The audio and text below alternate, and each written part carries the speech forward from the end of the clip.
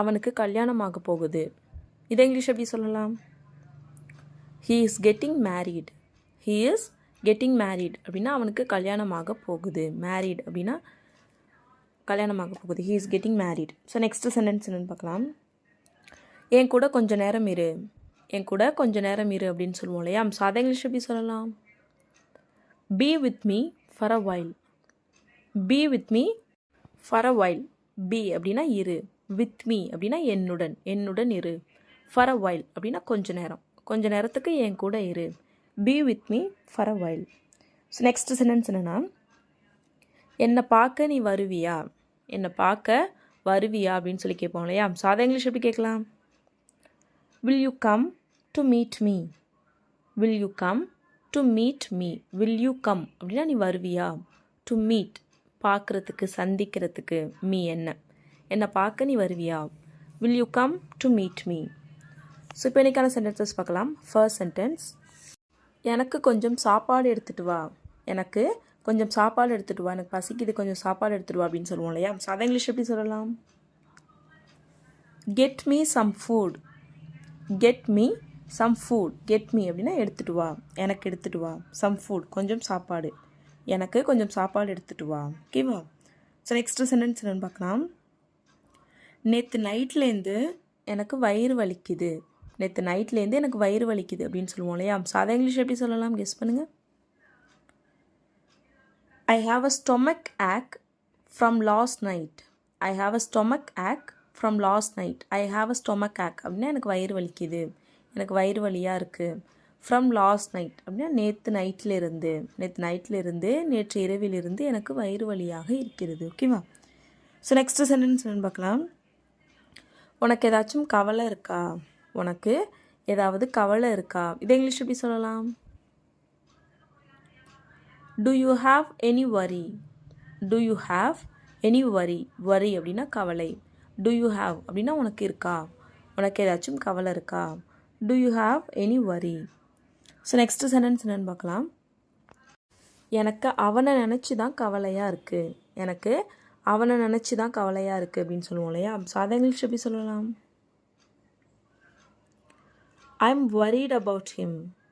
I am worried about him அப்படின்னா எனக்கு அவனை நினச்சி கவலையாக இருக்குது, எனக்கு அவரை நினச்சி கவலையாக இருக்குது.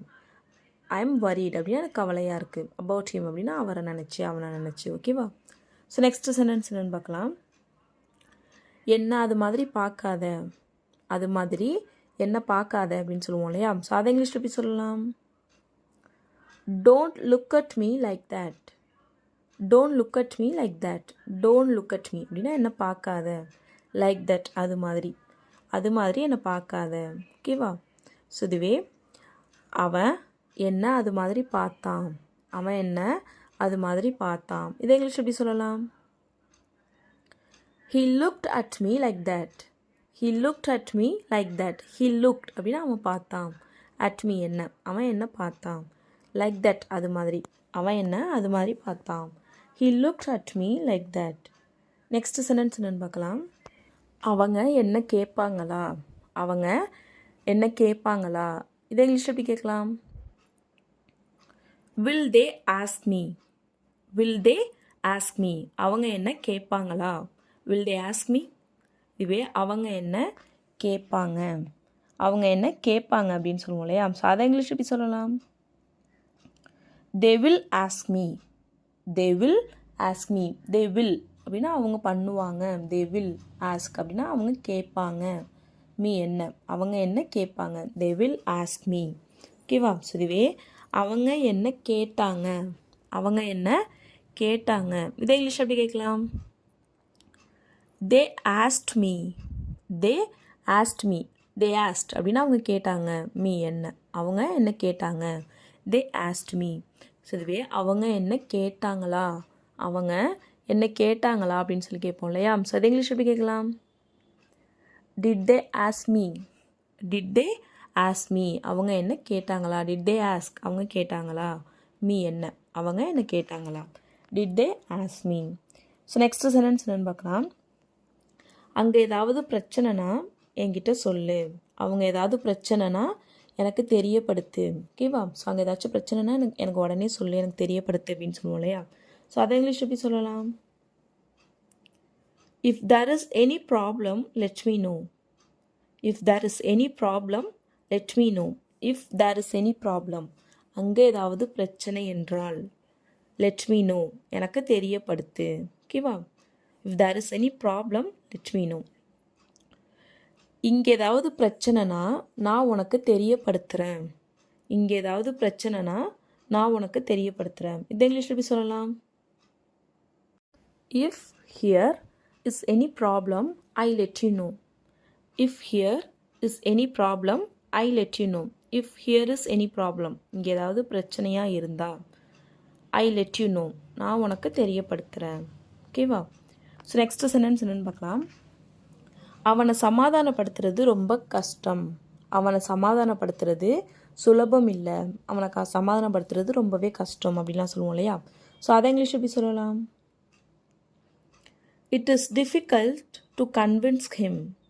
It is difficult to convince him. It is difficult அப்படின்னா இது கஷ்டம். டு கன்வின்ஸ் ஹிம், அவனை சமாதானப்படுத்துறது. ஸோ கன்வின்ஸ் அப்படின்னா சமாதானப்படுத்துறது. ஸோ கன்வின்ஸ் ஹிம் அப்படின்னா அவனை சமாதானப்படுத்துறது. It is difficult to convince him. ஓகேவா?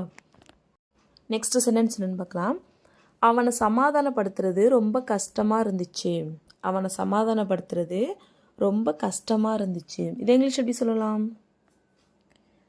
It was very difficult to convince him. It was very difficult to convince him. It was very difficult அப்படின்னா அது ரொம்ப கஷ்டமாக இருந்துச்சு. டு கன்வின்ஸ் ஹிம், அவனை சமாதானப்படுத்துறது. அவனை சமாதானப்படுத்துறது ரொம்ப கஷ்டமாக இருந்துச்சு. It was very difficult to convince him.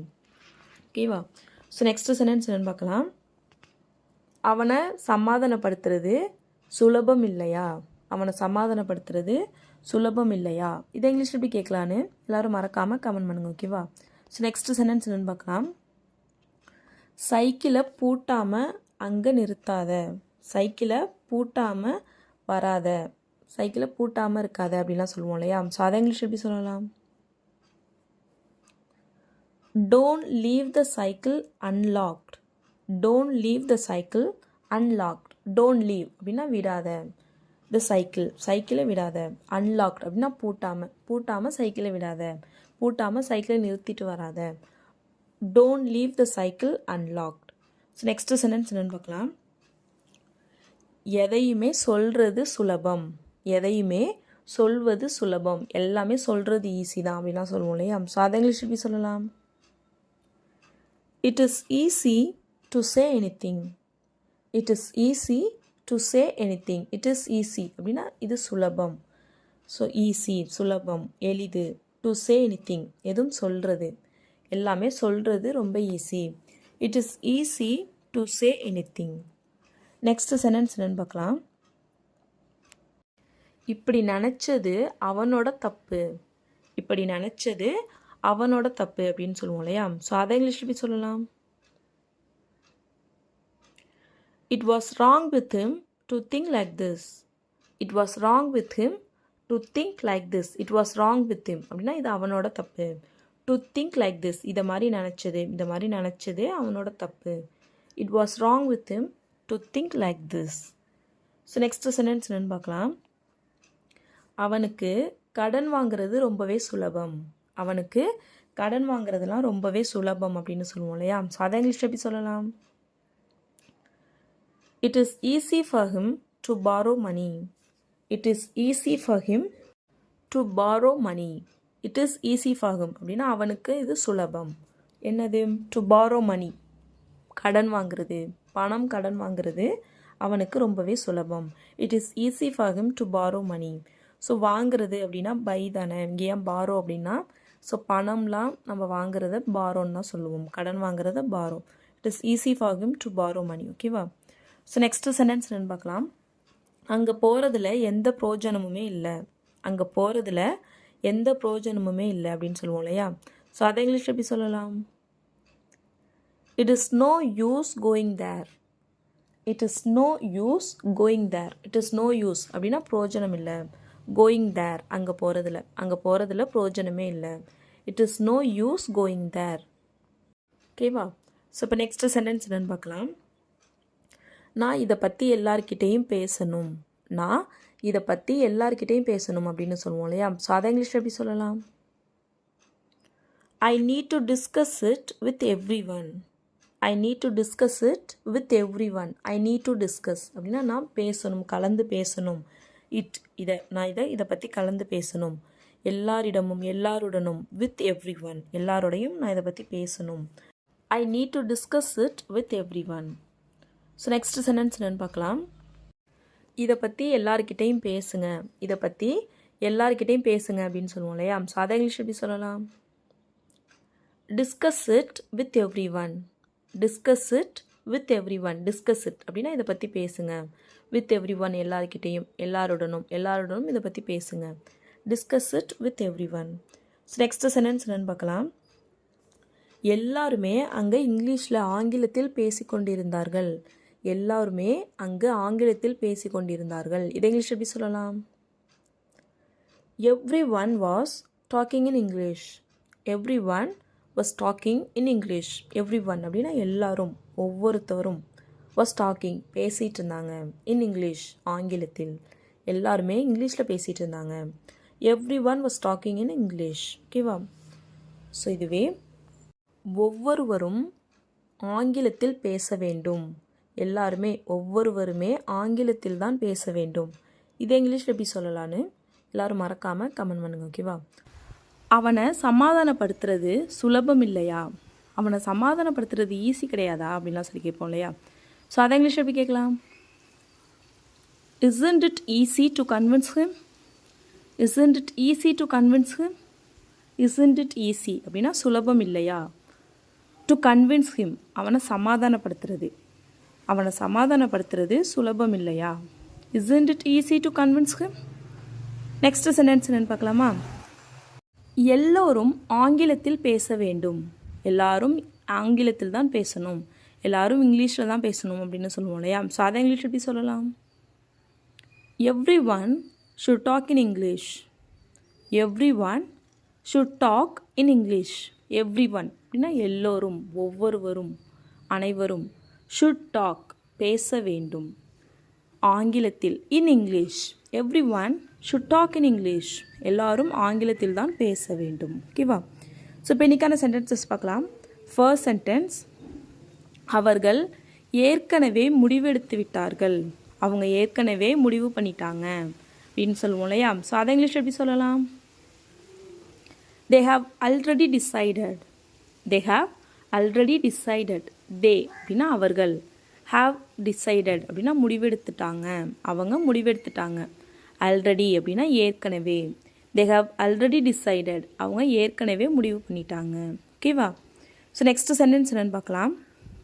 நான் நேராக அங்கே போகிறேன். நான் நேராக அங்கே போகிறேன். இதை இங்கிலீஷ் எப்படி சொல்லலாம்? I'm going there directly. I'm going there directly. I'm going there அப்படின்னா நான் அங்கே போகிறேன். directly அப்படின்னா நேராக. நான் நேராக அங்கே போகிறேன். I'm going there directly. Next sentence என்னென்னு பார்க்கலாம்.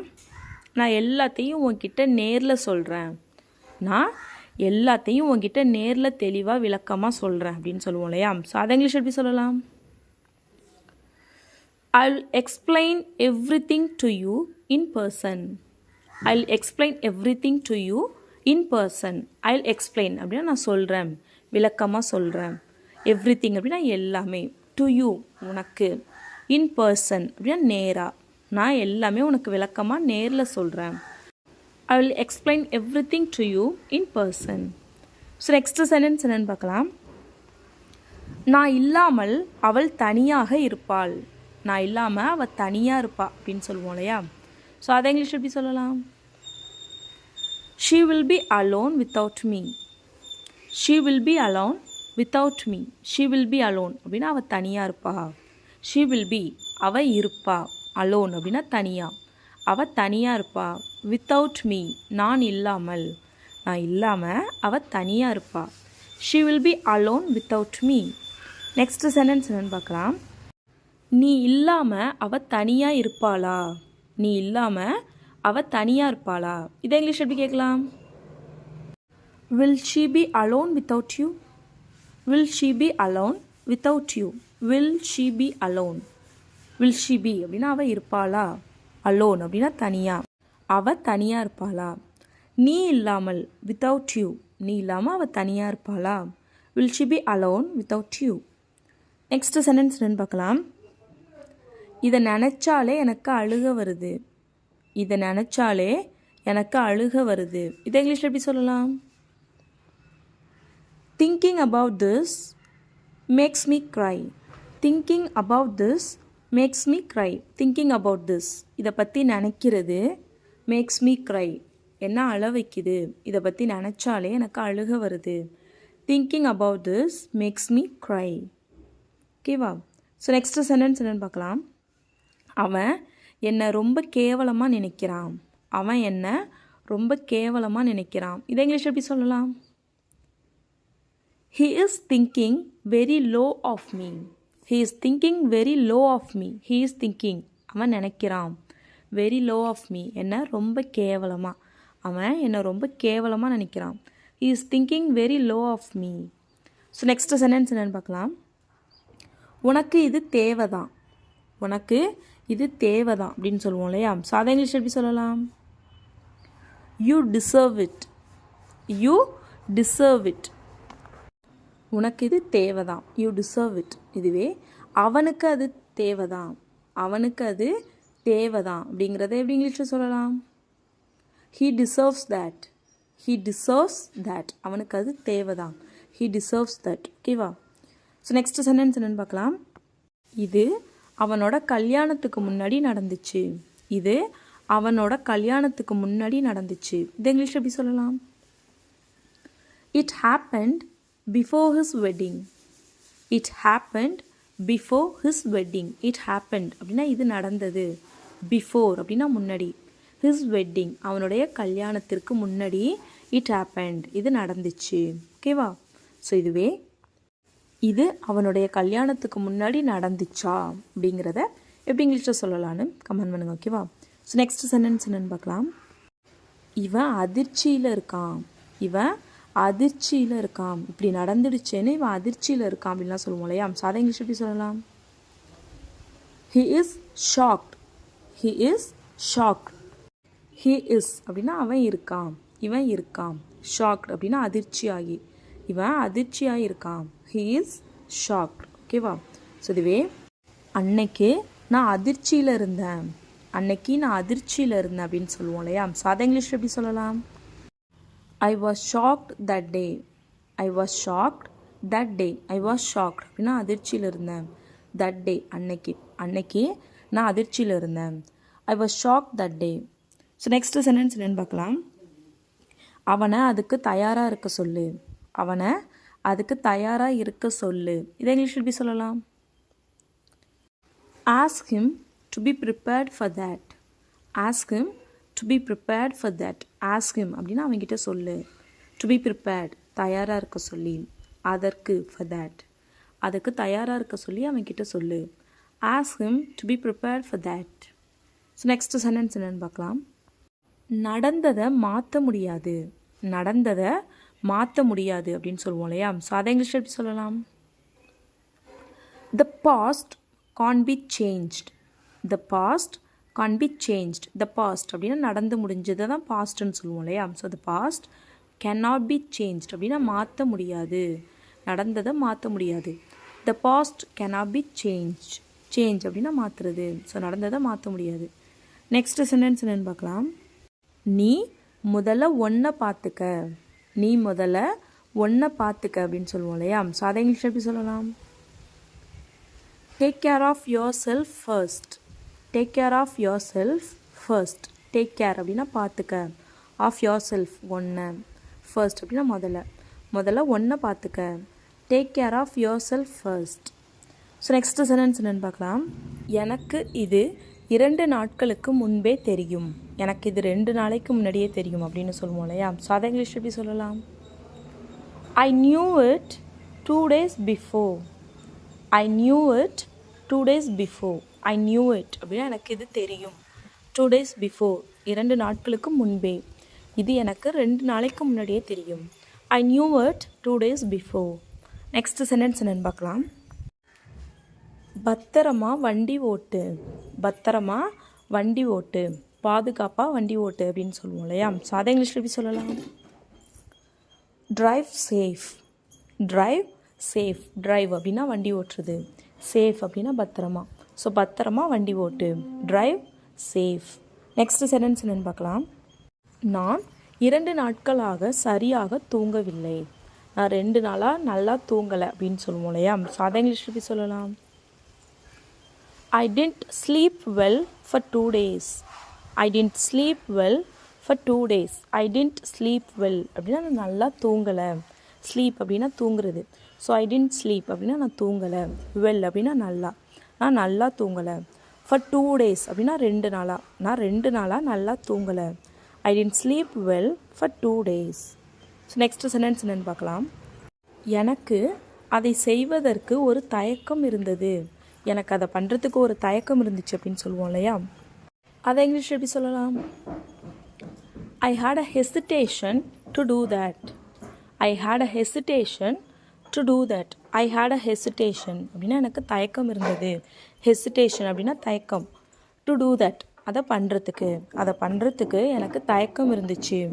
I had a hesitation to do that. Next sentence என்னன்னு பார்க்கலாம். நீ எப்போதாவது இதை செய்திருக்கிறாயா? நீ எப்போயாச்சும் இதை பண்ணியிருக்கியா அப்படின்னு சொல்லி கேட்போம் இல்லையா. ஸோ அதை இங்கிலீஷ் எப்படி கேட்கலாம்? Have you ever done this? Have you ever done this? Have you ever done அப்படின்னா நீ எப்போயாவது பண்ணியிருக்கியா. எவர் அப்படின்னா எப்போயாவது. Have you ever done this? நீ எப்போயாவது இதை பண்ணியிருக்கியா. ஓகேவா. இதுவே நான் இதை பண்ணினதே இல்லை, நான் இதை பண்ணினதே இல்லை அப்படின்னு சொல்லுவோம் இல்லையா. ஸோ அதை இங்கிலீஷில் எப்படி சொல்லலாம்? I have never done this. I have never done this. I have never done this அப்படின்னு நான் இதை பண்ணினதே இல்லை. ஓகேவா. ஸோ நெக்ஸ்ட் சென்டென்ஸ் என்னென்னு பார்க்கலாம். வீட்டுக்கு பத்திரமா திரும்ப போ. வீட்டுக்கு பத்திரமா திரும்ப போ அப்படின்னு சொல்லுவோம் இல்லையா. ஸோ அதை இங்கிலீஷ் எப்படி சொல்லலாம்? Go back home safe. Go back home safe. Go back அப்படின்னா திரும்ப போ, வீட்டுக்கு திரும்ப போ. கோ பேக் ஹோம் வீட்டுக்கு திரும்ப போ. சேஃப் அப்படின்னா பத்திரமா, வீட்டுக்கு பத்திரமா திரும்ப போ. ஓகேவா. ஸோ நெக்ஸ்ட் சென்டென்ஸ் என்னன்னு பார்க்கலாம். அவன் வீட்டுக்கு திரும்ப போனான். அவன் வீட்டுக்கு பத்திரமா திரும்ப போனான். இது இங்கிலீஷ் எப்படி சொல்லலாம்? He went back home safe.